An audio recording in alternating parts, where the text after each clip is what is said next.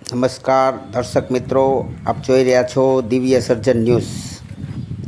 હવે વાત કરવાની છે કે અમરેલી એલસીબી દ્વારા છેલ્લા એક માસમાં 17 વાહન ચાલકોને ખનીજ ચોરી કરતા પકડી પાડી।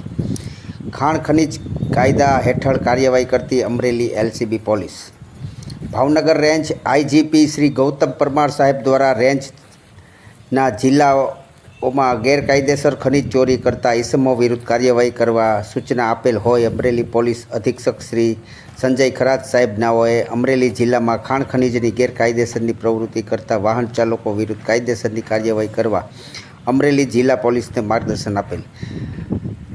જનવ્ય Amreli LCB police inspector Shri VM કોલાદરાનાઓએ રાહબારી હેઠળ એલસીબી ટીમ દ્વારા છેલ્લા એક માસ દરમિયાન અમરેલી જિલ્લામાં અલગ અલગ વિસ્તારોમાં પેટ્રોલિંગ કરી ગેરકાયદેસર રીતે ખનીજની ચોરી કરતા 8 ડમ્પર 9 ટ્રેક્ટર મળી કુલ 17 વાહનોને ખાણ ખનીજ કાયદા હેઠળ ડિટેઇન કરી કાયદેસરની કાર્યવાહીમાં આવેલ છે।